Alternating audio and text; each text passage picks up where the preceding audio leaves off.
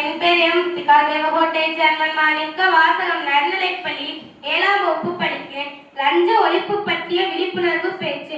இப்பொழுதெல்லாம் லஞ்சம் அதிகமாகிவிட்டது.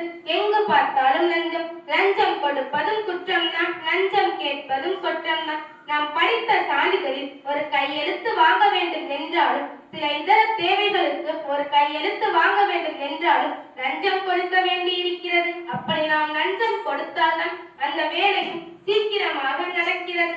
சில இடங்களில் அதிகாரிகள் லஞ்சம் கேட்கவில்லை என்றாலும் பொதுமக்கள் தாமே முன்வந்து லஞ்சம் கொடுக்கிறார்கள்.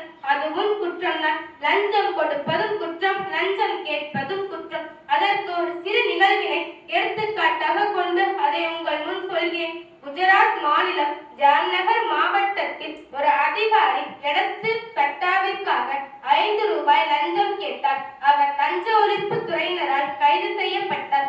5 ரூபாய் லஞ்சம் கேட்டாலும் அது லஞ்சம் தான்.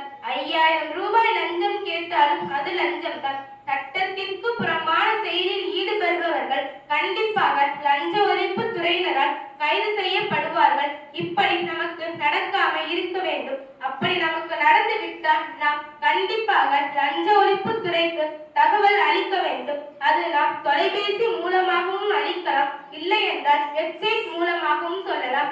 அந்தந்த மாவட்டத்திற்கு ஏற்ப பிரிக்கப்பட்டு உள்ளது. அதில் நாம் தகவல் சொல்லலாம். அப்படி நாம் தகவல் சொல்லும் பொழுது அவர்கள் நம்மிடமிருந்து அவர்கள் பெற்ற லஞ்சத்தை நம்மிடமே திருப்பி கொடுத்து விடுவார்கள்.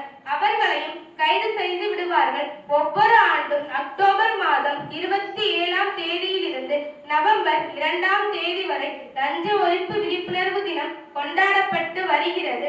கல்லூரிகளிலும் அதனை சார்ந்துள்ள நிறுவனங்களிலும் லஞ்ச ஒழிப்பு பற்றிய உறுதிமொழியை எடுக்க ஊக்கப்படுத்த வேண்டும். லஞ்ச ஒழிப்பு பற்றி கட்டுரை போட்டி, பேச்சு போட்டி, வினாடி வினா, பட்டிமன்றம் போன்ற போட்டிகளையும் நடத்த வேண்டும்.